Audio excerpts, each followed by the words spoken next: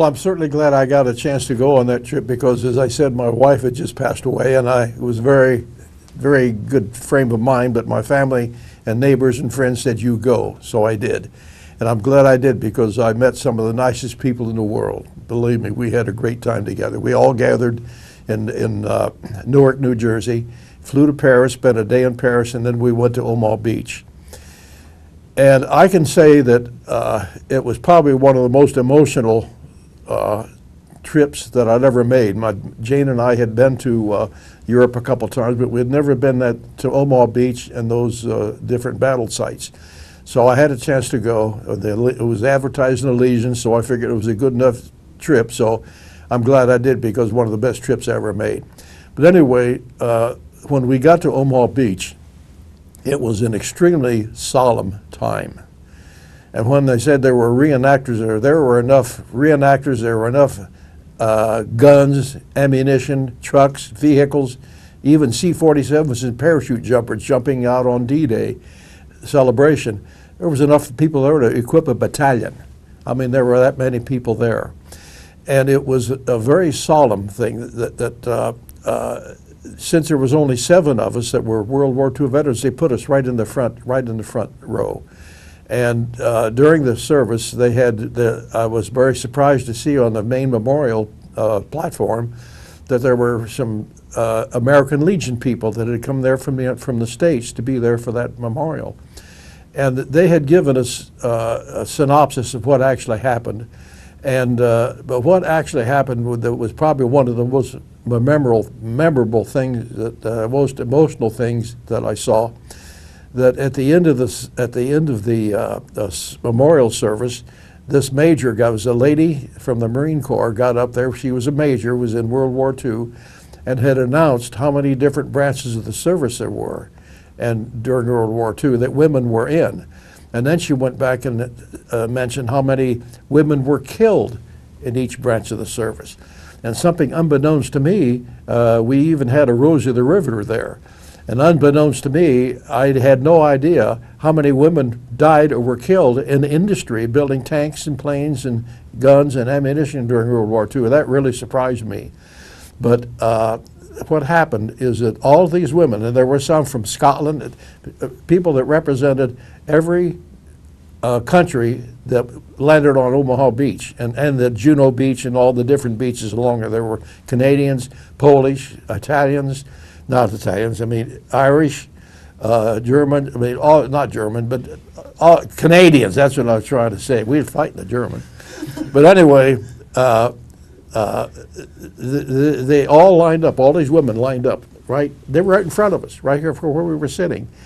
And we could reach out and touch them.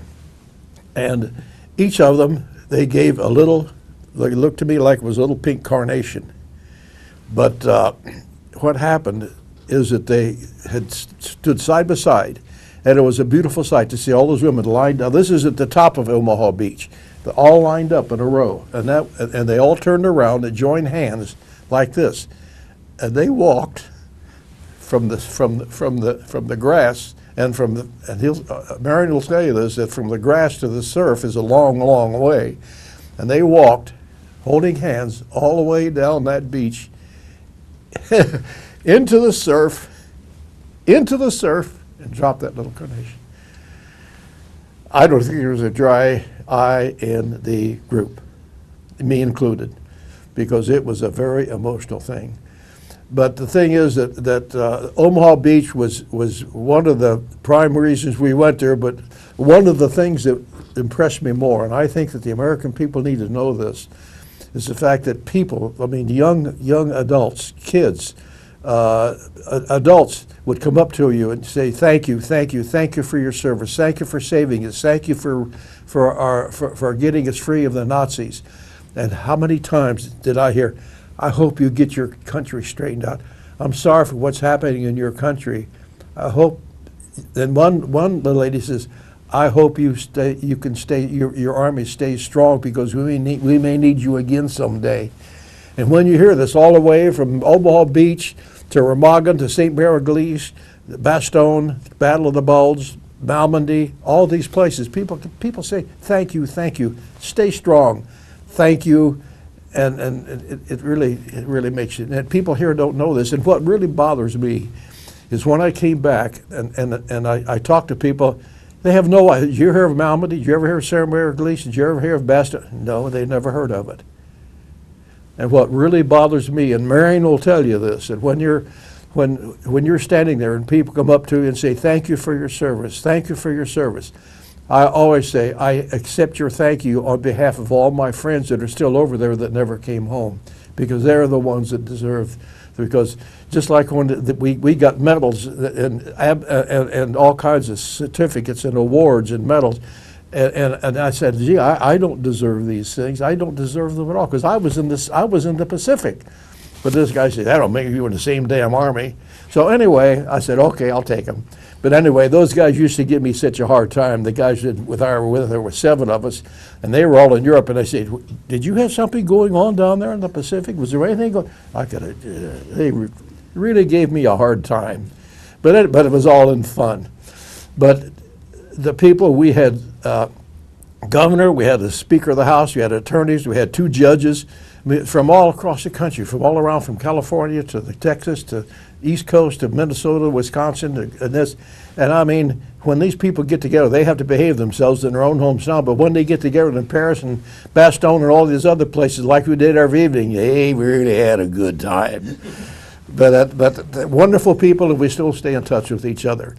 But the thing is that I felt guilty. One thing I want to say for my behalf, like Mary. Now, Mary and I, neither one of us, we were in pretty good situations, but we never fired a shot. We didn't, as far as we were concerned in air rescue, we didn't carry any guns. We didn't kill anybody. We did not kill anybody. But air rescue saved hundreds and hundreds of lives. And that I feel proud of. I feel very proud, because even though we didn't shoot, nobody tried to kill us, except we had a couple of pilots I think a couple of times tried to kill us.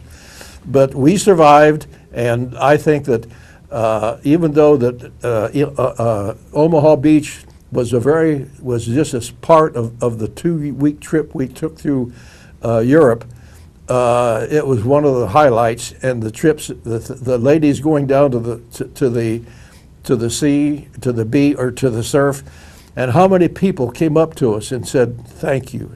I can't say how that was. People over there know more about what happened than our people here in this country, and that makes me sick, because they didn't even, it's Guam, Saipan, Tinian. Yeah, I heard it. Did you have a war there?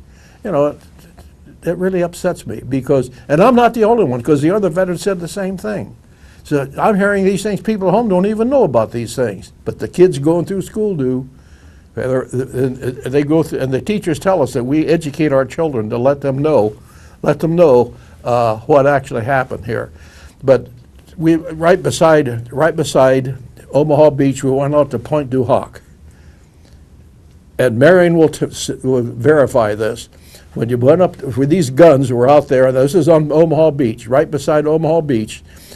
There were guns up there, and we went out there and you could see when you stand on Point du Hoc, you could look down, and those guns you could point them right down along the beach. They could have pulverized that beach. And you heard about these guys going up these cliffs, up these ladders, and everything like that. And you look at that place and look at what they did, and it's amazing. But then what happened when they got up there?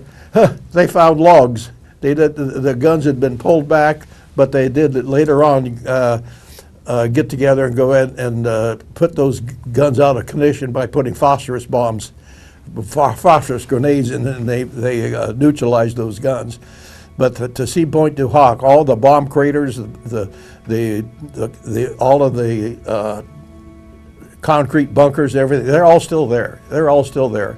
And I wish, if anybody wants to make a trip, a good trip, take the time to go. I'd always wanted to go, and under the circumstances, if Jane hadn't passed away, I probably wouldn't have gone. And I don't think that's a very good reason, but still, I'm glad they talked me into it, because not only did I see things that I had only read in Stars and Stripes, heard on Armed Forces radio, but I got to see them firsthand, and to be associated with veterans that were the same size. And just like Mary and we were talking just a moment ago, when you get out of the service, you miss that camaraderie because you're with a person.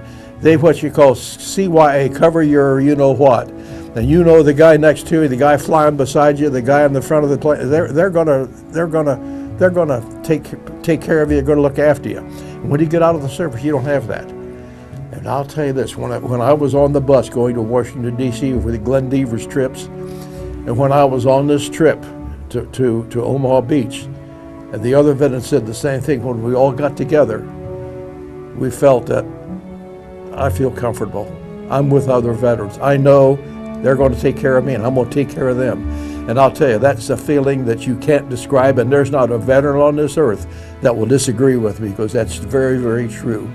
And I think that if more people would take the time to understand, to learn, because when you look at the Revolutionary War, the War of 1812, the Civil War, all these wars, how many crosses? There are thousands and thousands and thousands of people that died so we can be free.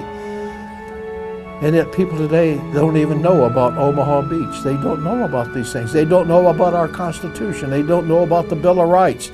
They think the Bill of Rights is a bill of convenience. And this is something that just turns my stomach. And there's not a veteran that will disagree with me.